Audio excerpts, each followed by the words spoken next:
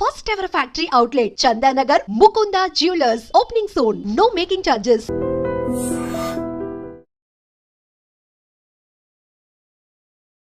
Hi hello నమస్తే welcome back to iDream media. ఈరోజు మనతో ఉన్నారు హైకోర్టు అడ్వకేట్ అలాగే ఇమిగ్రేషన్ లాయర్ అయిన పృథ్వీ గారు. ముఖ్యంగా అమెరికాలో లేటెస్ట్ అప్డేట్, డిపెండెంట్ వీసా మీద ఉన్న వాళ్ళని బయటికి గెంటే యోచన అని చెప్పేసి ఒక అప్డేట్ అయితే వచ్చింది. దీని గురించి అడిగి తెలుసుకుందాం. Hi sir. Hi Virat. Sir, dependent visa మీద ఉన్న వాళ్ళు ప్రమాదంలో ఉన్నారు, రిస్క్లో ఉన్నారు. వీళ్ళు అమెరికా నుంచి బయటికి వెళ్ళే ఛాన్సెస్ ఎక్కువ కనిపిస్తూ ఉన్నాయి. ట్రంప్ గవర్నమెంట్ ఊరుకోవటం లేదు అని చెప్పేసి అక్కడి నుంచి వార్తలు అయితే వస్తున్నాయి. అక్కడ న్యూస్ ఛానల్లో కూడా ఇది ఎక్కువగా వినిపిస్తూ ఉంది. సో ఏం జరుగుతుంది అంటారు? ఇప్పుడు ట్రంప్ వచ్చి విరాట్ కొత్త లాస్ ఏం తీసుకురాల, ఉన్న లాస్ని స్ట్రీమ్ లైన్ చేస్తున్నాడు, స్ట్రాంగ్ చేస్తున్నాడు అంతే.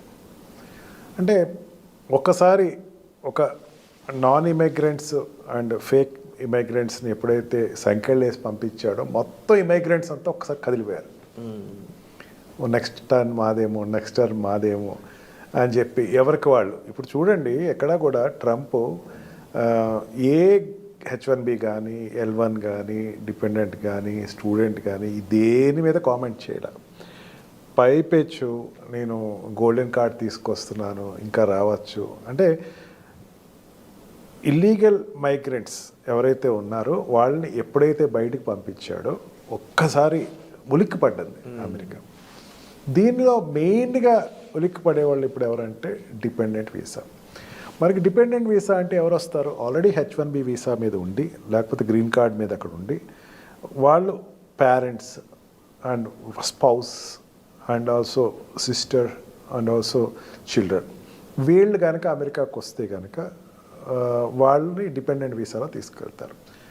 అండ్ మెయిన్గా H1B వీసా మీద వెళ్ళినటువంటి వాళ్ళ పిల్లలు కానీ, they are about nearly 1 lakh people పిల్లలు ఉన్నారని చెప్పచ్చు. అంటే H1B వీసా తిని వెళ్ళినప్పుడు బర్త్ సిటిజన్షిప్ కాకుండా 4th క్లాస్లోనో 5th క్లాస్లోనో ఎట్ ద ఏజ్ ఆఫ్ 13 yearsలోనో 14 yearsలో తీసుకెళ్లారు అనుకుందాం. అక్కడి నుంచి 5 years 18+, లేకపోతే ఈ 14కి వెళ్ళాడు. 14కి వెళ్తే 21కి వచ్చేస్తున్నాడు. 21కి వస్తే అతను గ్రీన్ కార్డ్ రాలా, ఫాదర్కి గ్రీన్ కార్డ్ రాలా, అదే మదర్ గ్రీన్ కార్డ్ రాలా.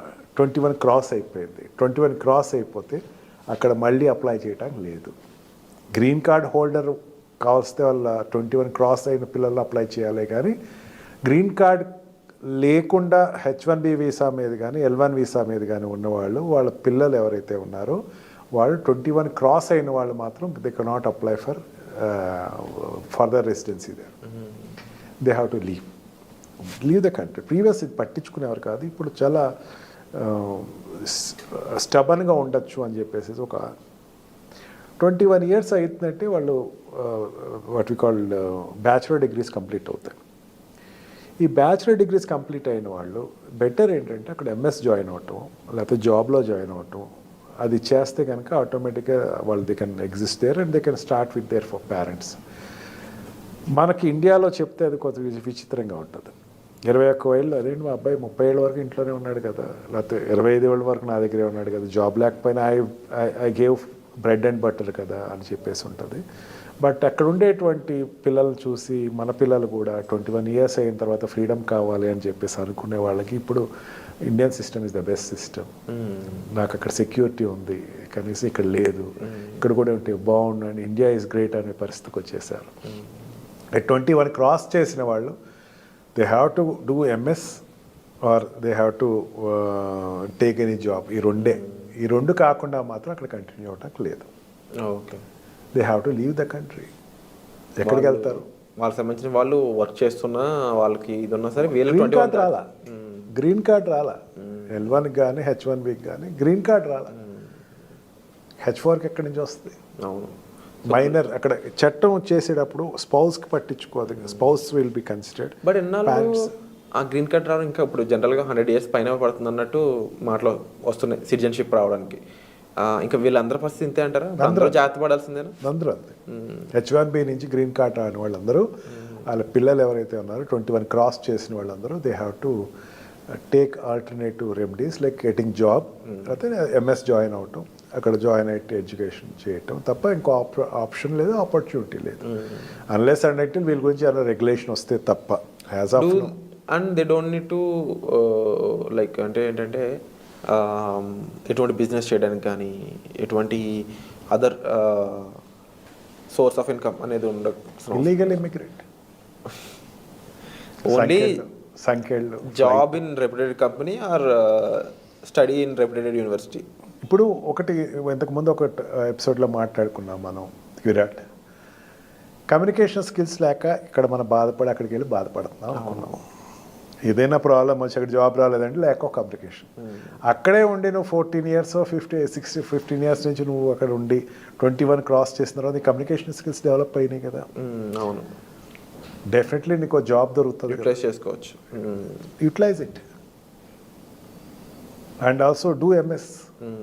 ప్రాబ్లం ఎక్కడ వస్తుందంటే విరాట్, అక్కడ 14 years 15 years పిల్లలకి 21 years వచ్చేసరికి అక్కడ ఉండేటువంటి లోకల్ సిటిజన్స్ తోటి కంపేర్ చేసుకుని వీళ్ళు కూడా టెక్నికల్ ఎడ్యుకేషన్స్కి స్టెమ్ ఎడ్యుకేషన్స్కి వెళ్ళక ఆర్డినరీ ఎడ్యుకేషన్స్కి అండ్ మిగతా నాన్ స్టెమ్ ఎడ్యుకేషన్కి వెళ్ళిన వాళ్ళకి ఆ ప్రాబ్లం వస్తుంది.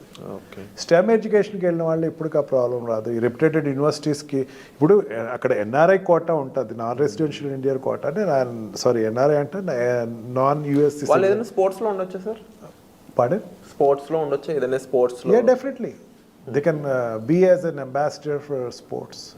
వాళ్ళు ఒలింపిక్స్ ఆడచ్చు, లేకపోతే అక్కడ యుఎస్ ఫెడరల్ గేమ్స్ ఆడుకోవచ్చు. వాళ్ళని సపరేట్గా వీసాస్ ఉంటాయి, దాంట్లో కన్వర్ట్ చేసుకోవచ్చు. Convert into your visa in some other zone. F1లో కన్వర్ట్ చేసుకో, లేకపోతే ఓలో కన్వర్ట్ చేసుకో, లేకపోతే ఇంకొక ఎక్స్ట్రాడినరీ టాలెంట్లో కన్వర్ట్ చేసుకో, ఐలో కన్వర్ట్ చేసుకో. A to Z నీకు వీసాలు ఉన్నాయి, దేంట్లో దాంట్లో కన్వర్ట్ చేసుకో. బట్ ఏది కన్వర్ట్ చేయను, నేను ఇంకా ఇట్లాగే ఉంటాను, జాబ్ లేదు, నా పేరెంట్స్ మీద డిపెండ్ అవుతానంటే అక్కడ నడవదు. అన్లెస్ అండ్ అంటిల్ నీ ఫాదర్కి ఎన్నిసార్లు ఛాన్స్ ఉందో 4 సార్లు ఛాన్స్ ఉంది, 4 సార్లు రాలేదు, H1B అయిపోయిందిగా, అయిపోయింది. He has to come back. Definitely before that you have to go back. So బహుశా ఇది హై టైం అని చెప్పొచ్చు. అండ్ తప్పకుండా రైట్ డెసిషన్ అయితే మీరు తీసుకోవాల్సిన అవసరం ఉంది, లేకపోతే అన్నెసరీగా శిక్షలు అనుభవించాల్సిన అవసరం వచ్చే విధంగా కూడా వాళ్ళు ఇంటెన్షన్స్ అయితే కనిపిస్తున్నాయి అమెరికన్ గవర్నమెంట్వి. సో దీనికి సంబంధించి మీరు రిస్క్లో ఉన్నట్లయితే మీ ఇమీడియట్ హెల్ప్ అండ్ సజెషన్స్ కోసం మీరు డైరెక్ట్గా సార్ని కాల్ చేసి మాట్లాడవచ్చు. అమెరికా నుంచి చూస్తున్న ఆడియన్స్ అయి ఉండొచ్చు, H1s మీద ఎవరైతే అక్కడ వర్క్ చేస్తున్నారో మీ ఫ్రెండ్స్ ఫ్యామిలీ మెంబర్స్ ఎవరైనా అయి ఉండొచ్చు. ఒక మంచి సజెషన్ అండ్ రైట్ గైడెన్స్ కోసం మీరు సార్తో సంప్రదించండి. మరీ ముఖ్యంగా మన పృథ్వీ గారి నుంచి ఎటువంటి ఎపిసోడ్స్ మీరు ఎక్స్పెక్ట్ చేస్తున్నారు, ఎటువంటి విషయాలు తెలుసుకోవాలనుకుంటున్నారు అనేవి మీరు కామెంట్ సెక్షన్లో మెన్షన్ చేసినట్లయితే వాటిని సాల్వ్ చేస్తూ అలాంటి ఎపిసోడ్స్ మీ ముందుకు తీసుకొచ్చే ప్రయత్నం అయితే మేము చేస్తాం. సో వచ్చే ఎపిసోడ్లో మళ్ళీ కలుద్దాం. Thank you so much.